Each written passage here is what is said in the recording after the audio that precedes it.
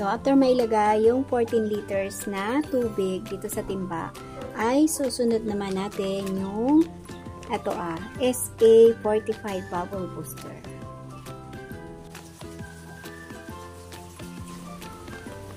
Then, after ang bubble booster, isusunod naman natin yung surfactant.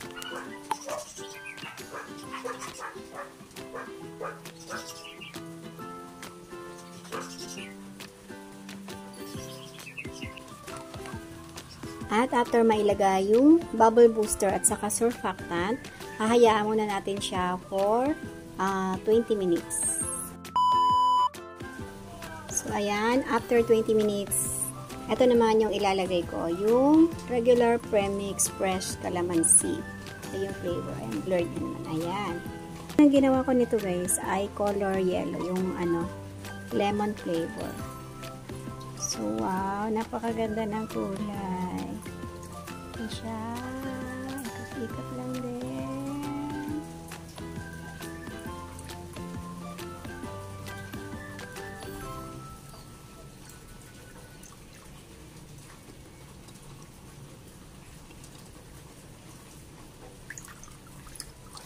Ayan. Dapat pala may red din para kulay Christmas. So, ayan. Ubos na yung color green. Then, ang next naman na gagawin after mailagay yung ating after mailagay yung premix, ay hahaluin naman siya ng mabuti. Sa paghahalo, konting tiyaga lang kasi dapat ito ay mabagal lang yung paghalo natin dito.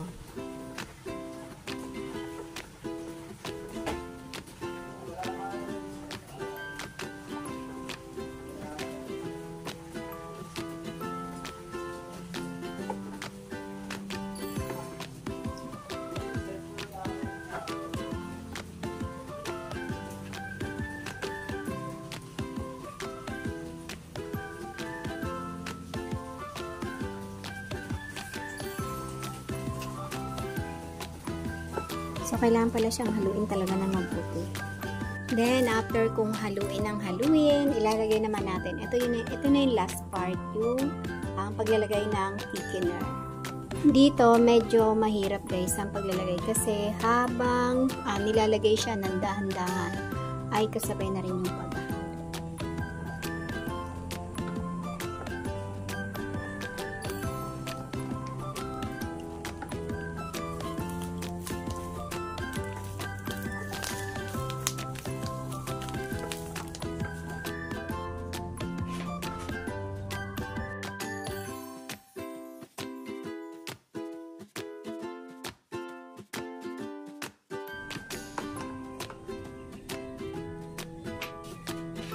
Kunti pa tilaga yun.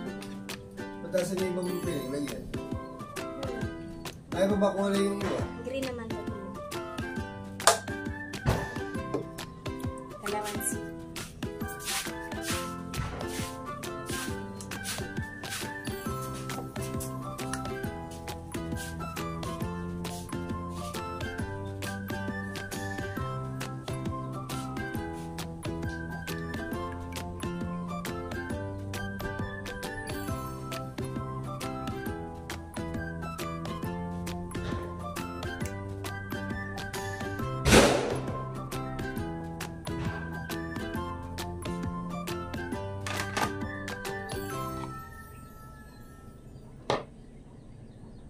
Dito guys, hindi ako gumastos para sa bote kasi yung mga bote niyan ay galing sa garahe ni Miriam.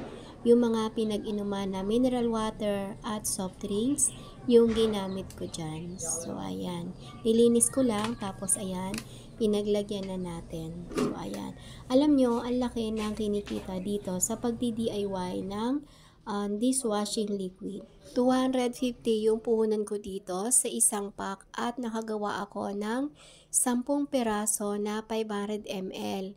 35 pesos yung benta ko noon. Tapos, yung sa mismo Coke na gano'n na lagayan, 21 pieces naman yung nagawa ko noon at pang 15 pesos naman yun dito sa akin. So, ayan.